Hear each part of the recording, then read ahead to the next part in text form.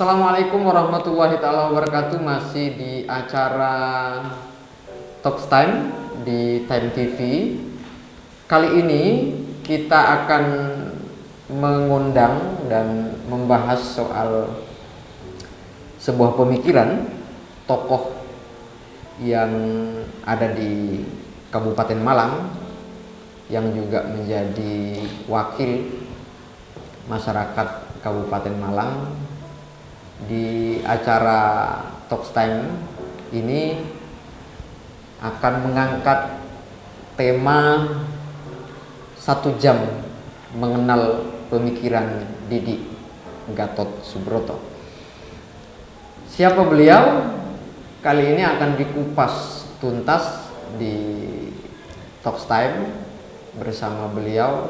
Time TV sudah mengundang Pak Didi Gatot Subroto yang saat ini beliau menjabat sebagai Ketua DPRD Kabupaten Malang.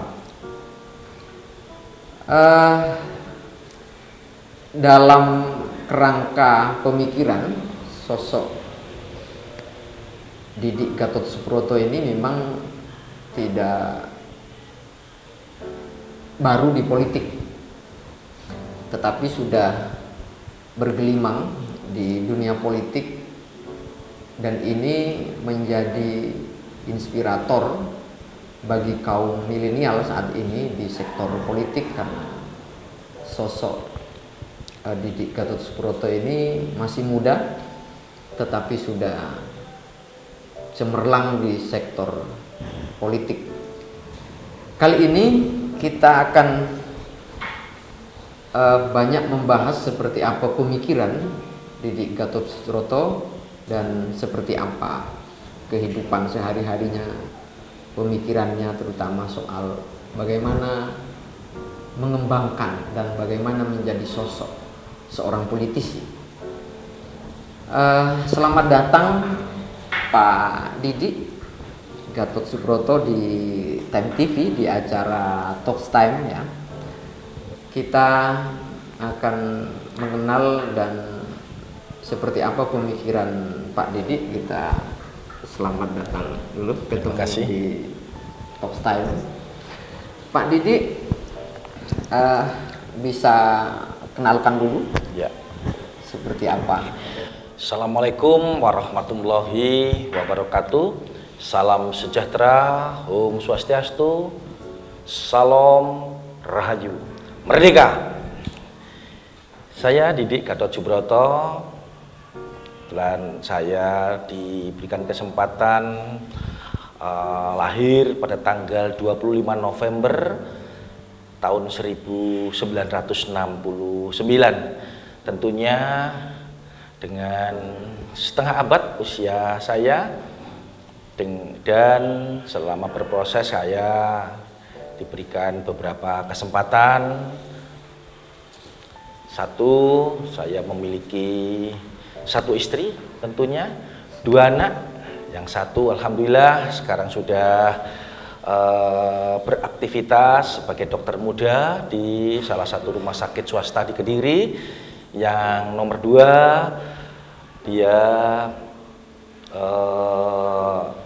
masih studi, insyaallah semester 6 di salah satu lembaga pendidikan, mengambil jurusan farmasi yang dibarengi dengan usaha-usaha kecil. Dan istri saya Hani Dwi Martia, yang beliau juga hari ini bareng-bareng memberikan dukungan saya sebagai Kepala Desa Tunjung Tirto.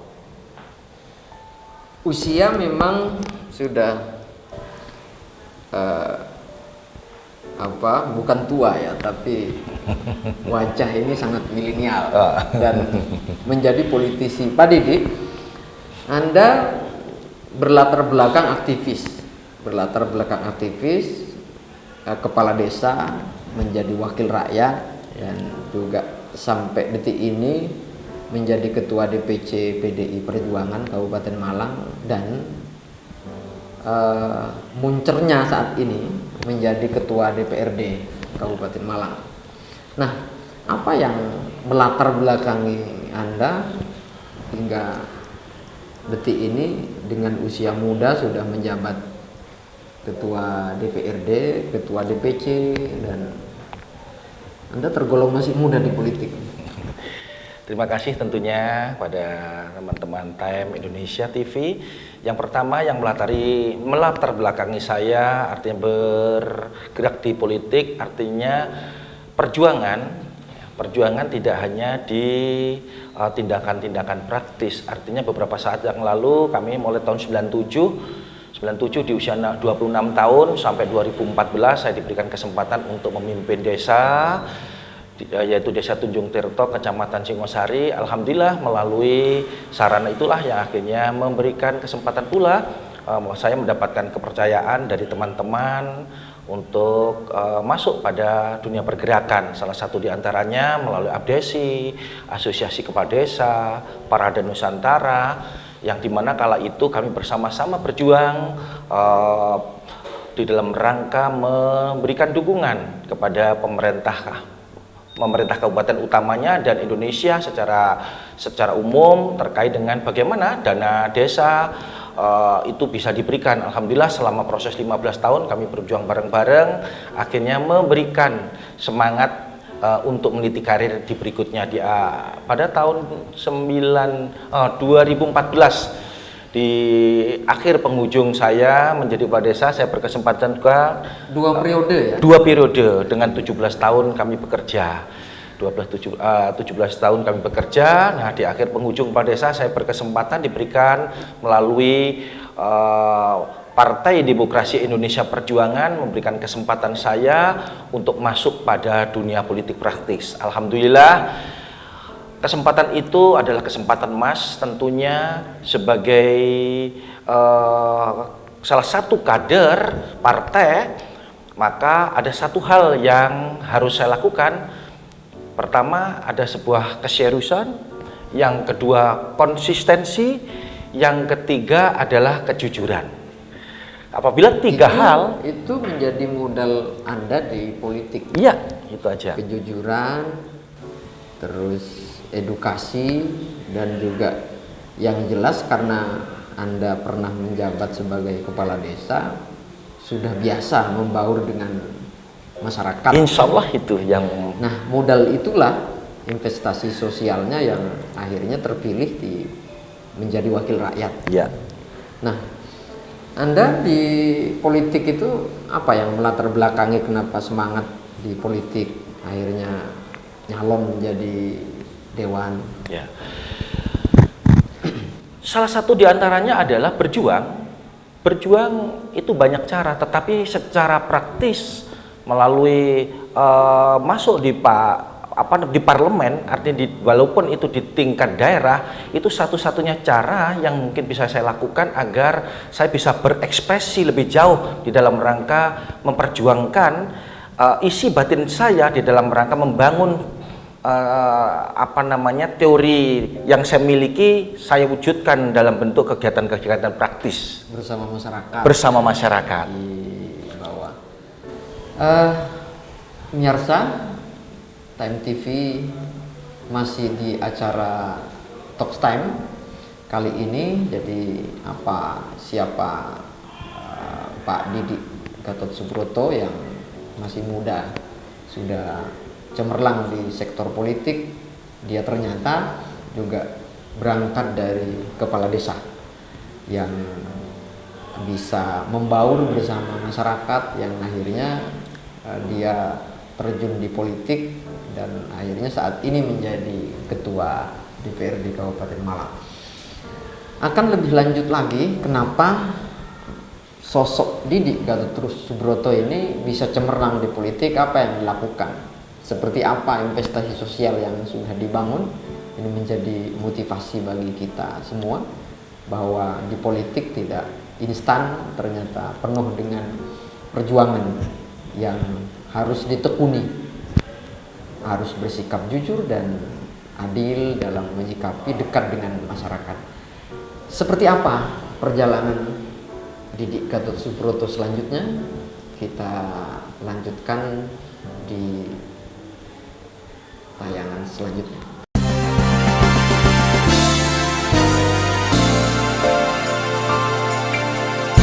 Masih di acara Top Time bersama Didik Gatot Subroto, politisi muda di Kabupaten Malang. Pak Didi, Anda tergolong politisi muda yang cemerlang karena begitu estafetnya menjadi kepala desa 2 periode ya. 2 periode. Saat ini menjabat ketua DPC PDI Perjuangan, jadi anggota dewan, sampai menjadi ketua DPRD Kabupaten Malang. Apa cita-cita Anda untuk Kabupaten Malang? Cita-cita besar saya bagaimana saya bisa bersama dengan masyarakat dalam kurun waktu yang tidak terlalu lama menciptakan kesejahteraan sosial utamanya bagi warga masyarakat Kabupaten Malang. Apa yang mendasari saya? Ya sebenarnya Kabupaten Malang memiliki segenap potensi sumber daya alam, sumber daya manusia yang secara keseluruhannya apabila itu bisa kita lakukan, kita kerjakan dengan sebaik mungkin, maka saya berkeyakinan apa yang menjadi cita-cita besar saya dalam kurun waktu yang tidak terlalu lama itu bisa kita wujudkan. Kita diwujudkan ya. Saat ini sudah menjabat ketua DPRD. Ya. Nah, apa yang bisa diberikan kepada masyarakat? Ya, salah satu diantaranya banyak yang hari ini yang sudah kita coba untuk lakukan. Bagaimana cita-cita besar kita, salah satu diantaranya bagaimana pendidikan di Kabupaten Malang ini bisa kita berikan dalam bentuk pendidikan 9 tahun gratis. Kita sudah berupaya lakukan itu semuanya dengan kita dorong APBD kita gitu ya, memberikan khusus untuk pendidikan dari TK, RA, SD, SMP, MI, MTS secara keseluruhan kita berikan untuk itu. Yang kedua, aliyah kebetulan kalau aliyah sementara ini menjadi tanggung jawab provinsi. Namun demikian terhadap model-model Madin kita juga akan support tentang itu.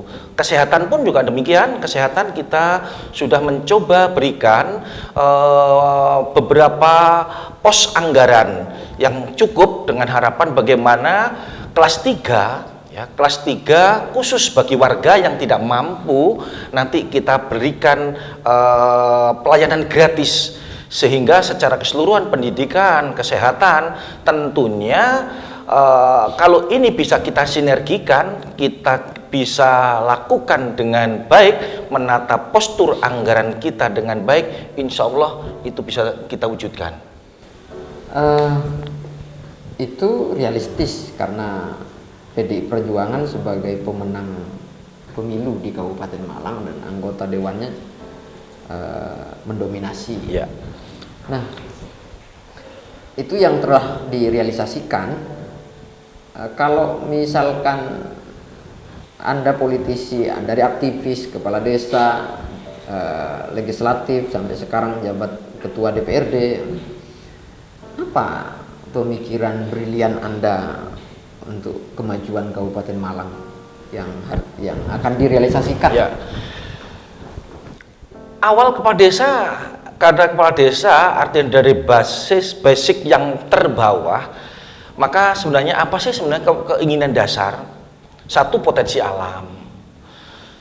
Potensi alam atau geografis kita amat sangat memungkinkan untuk menjadikan kabupaten maju.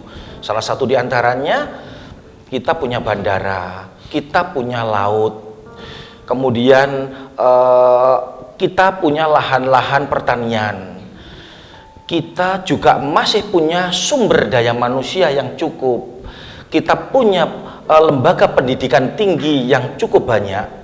Maka tugas kami adalah mengkomunikasikan semuanya, mensinergikan dari semua kekuatan dasar ini gitu ya, di dalam rangka bagaimana dalam jangka waktu yang tidak terlalu lama secara menyeluruh, artinya secara bersinergi, kekuatan-kekuatan yang kita miliki ini kita jadikan sebuah program dalam rangka membangun Kabupaten Malang, menjadikan Kabupaten Malang ke depan yang lebih baik.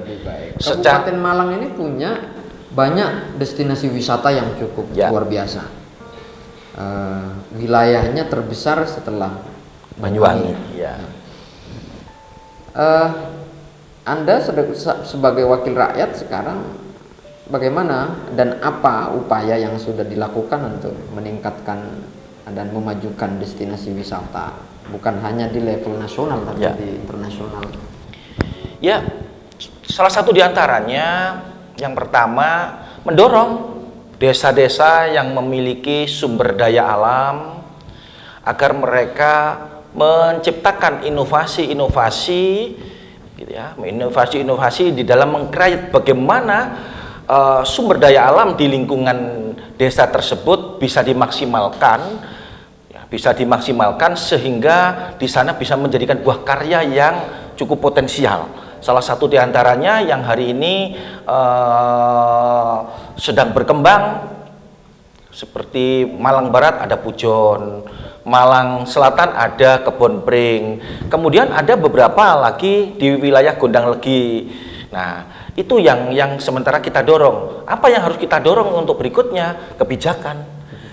Tugas dan fungsi dewan adalah membuat sebuah kebijakan, membuat sebuah peraturan, bagaimana memberikan, mengkomposisikan, menciptakan sebuah komposisi agar dana desa itu bisa dipergunakan dengan cara yang baik, dengan cara yang tepat, dan cara yang aman, sehingga secara keseluruhan potensi itu bisa bermanfaat oleh pemerintah desa dan menjadikan desa-desa itu menjadi desa yang berdaya, perekonomian masyarakatnya itu bisa bangkit, UMKM yang ada di wilayah itu juga bisa kita kembangkan menjadi sebuah kesatuan di dalam rangka mendorong perekonomian di desa. Anda memantau langsung kinerja kepala desa, mengedukasi langsung atau dari 12 DPR dari PDI Perjuangan diminta untuk memantau, menginovasi, mengedukasi desa?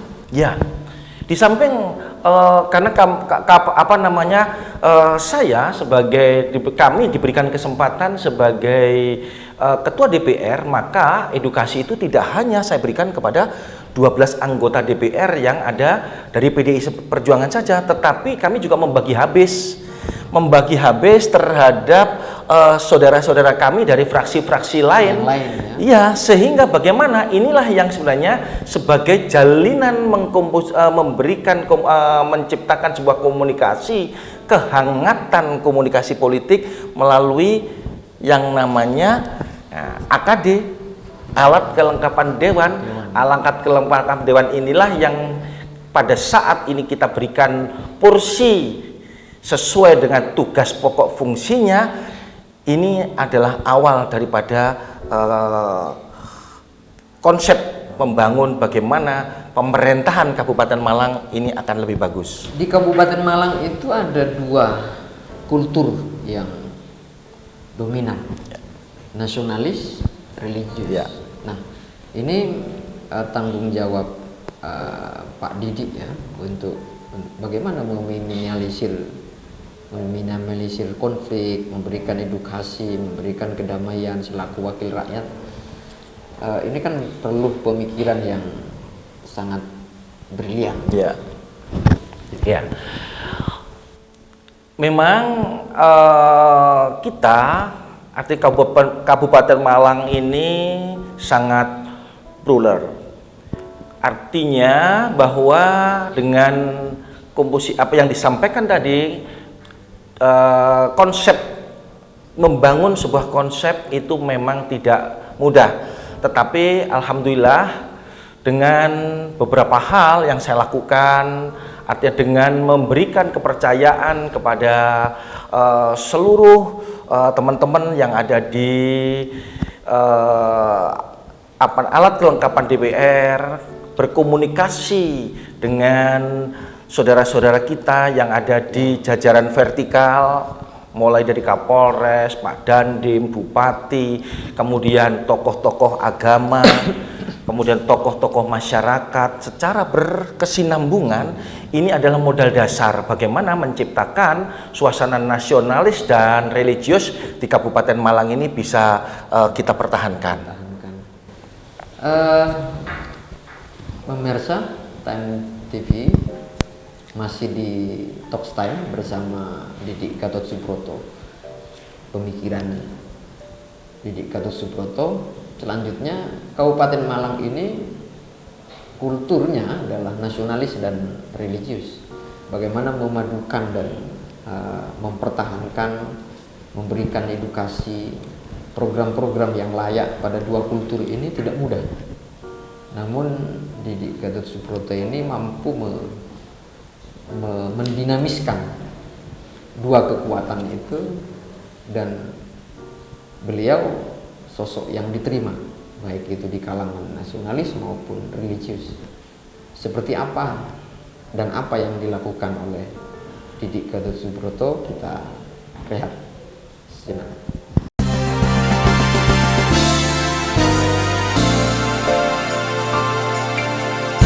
Kembali bersama Time TV di acara Talk Time.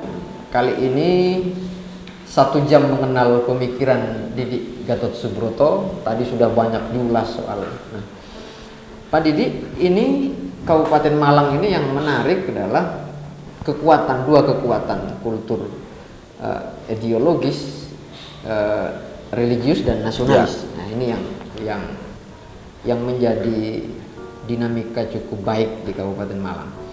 Nah, dengan dua kekuatan ini, Anda selaku ketua DPRD yang memimpin dan mengomando seluruh wakil rakyat di DPRD, bagaimana cara Anda menyatukan dua kekuatan nasionalis religius ini hingga melahirkan sesuatu yang baik untuk perkembangan Kabupaten Malang? Ya.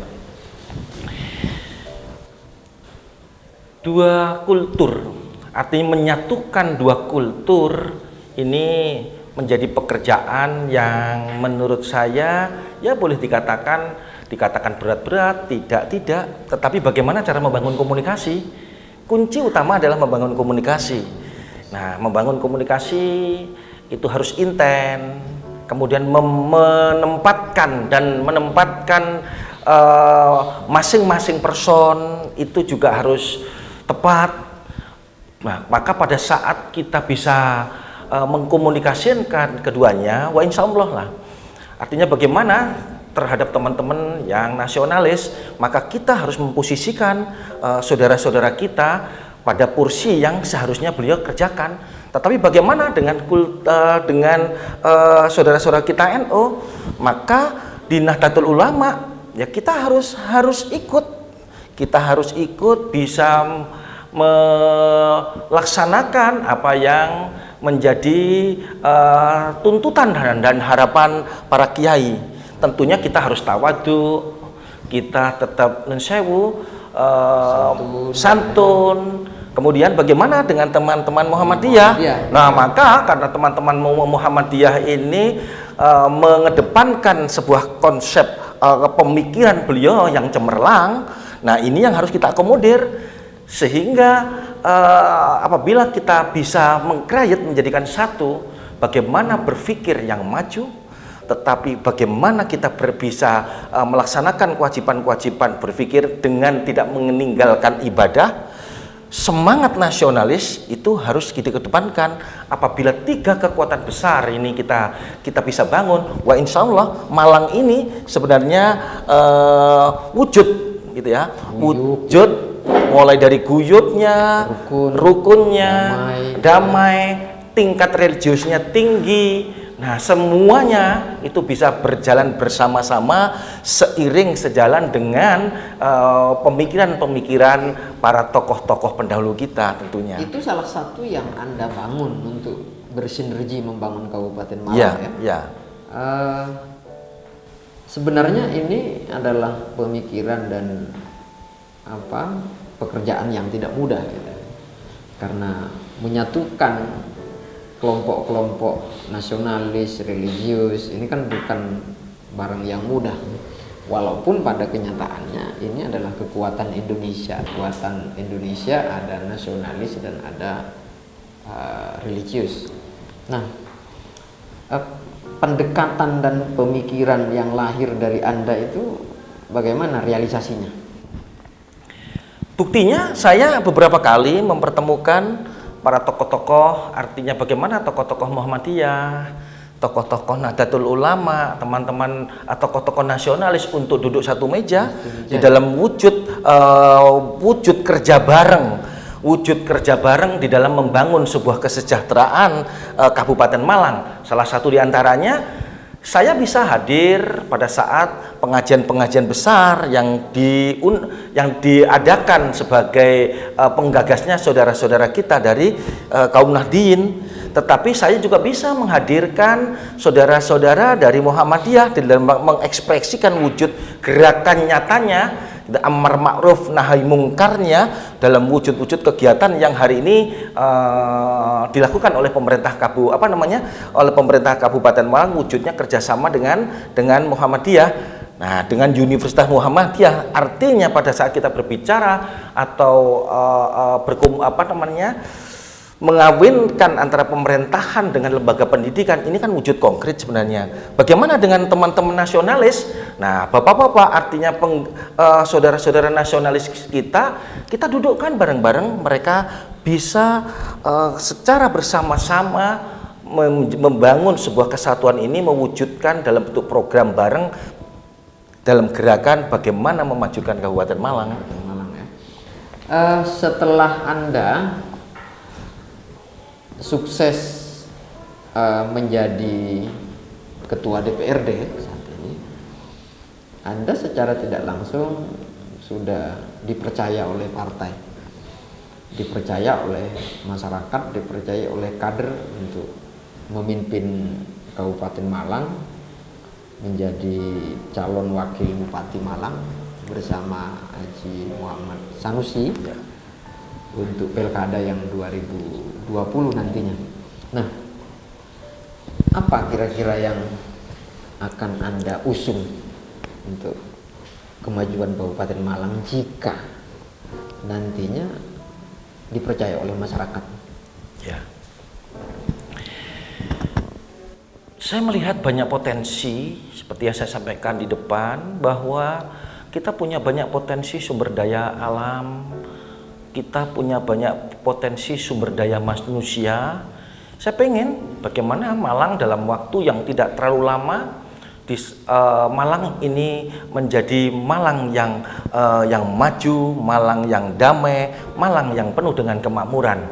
Artinya hari ini kami sedang mendorong bagaimana Bandara ABD Saleh itu harus segera dalam kurun waktu yang tidak terlalu lama menjadi bandara internasional.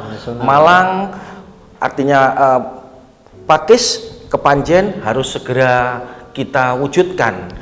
Harus kita wujudkan. Alhamdulillah hari ini juga sedang di dalam berproses dalam semuanya. Kemudian ada proyek KEK, ada proyek Bromo Tengger Semeru yang secara keseluruhannya kalau itu kita bisa kerjakan dengan baik, kita kerjakan dengan maksimal, tentunya dasar utamanya adalah konsistensi, jujur, gitu ya. Maka saya yakin itu akan memberikan ruang di dalam rangka untuk membangun sebuah kemajuan. Dan ruang yang paling utama bagaimana kalau itu bisa kita lakukan, berarti di sana ada satu modal yang kita siapkan. Pasti yakin di sana akan membuka yang namanya lapangan pekerjaan, di mana pada saat lapangan pekerjaan itu bisa kita siapkan mulai dari sekarang. Insya Allah dalam kurun waktu yang tidak terlalu lama, Malang pasti akan lebih baik dari yang sekarang ini. Malang ini kekuatannya juga di pecinta sepak bola, ya. Arema. Anda bagaimana memberikan kebahagiaan untuk supporter sepak bola? Ya. Aremania ada. Ya, kita berikan ruang lah, kita berikan ruang yang pada tempatnya. Ya, kita berikan ruang yang pada tempatnya. Bagaimana supporter-supporter pecinta bola ini, baik Aremanianya, bagaimana kita coba berikan wadah, gitu ya, berikan wadah, mereka bisa mengekspresikan terhadap kecintaannya, ya, terhadap teman-teman pemain bola secara keseluruhan, sehingga pada saat mereka kita berikan ruang, saya yakin persepak bolaan Kabupaten Malang dengan kesebelasan Arema kita itu bisa maju. Satu. Yang kedua, hari ini kita sedang mengkomunikasikan dengan pemerintah pusat. Insya Allah mohon doa restunya, pemerintahan Kabupaten Malang dalam kurun waktu yang tidak terlalu lama sedang berupaya untuk mendongkrak atau mendongkrak persepak bola nasional dengan memberikan dukungan. Yang paling utama, stadion ini kita tingkatkan kualitasnya menjadi standar internasional. Standar internasional tentunya, yang insya Allah tahun 2020-2021 ini kita sudah akan mendapatkan bantuan dari APBD 2, APBD 1 dan APBN dengan kisaran 120 miliar. Tapi itu tidak janji ya? Ya, ini sudah disiapkan. Bahkan hari ini kita sedang berupaya bagaimana 120 miliar ini kita coba untuk kita tingkatkan karena ada ruang untuk menjadi 300 miliar, dan ini sudah disampaikan oleh Kementerian PUPR yang telah menjanjikan kepada pemerintah Kabupaten Malang. Masyarakat Kabupaten Malang dan Aremania bisa menagih janji itu ya? Oh, insya Allah itu kita akan kita lakukan. Oke. Masih di Talks Time di Time TV bersama 1 jam mengenal pemikiran Didik Gatot Subroto. Nanti kita akan detailkan, nanti kita akan kupas seperti apa. Adakah kemampuan Didik Gatot Subroto setelah terpilih nanti di posisi wakil Bupati Malang seperti apa? Atau hanya menjadi wayang semata, atau akan mampu mendobrak, memfungsikan dirinya sebagai wakil Bupati Malang?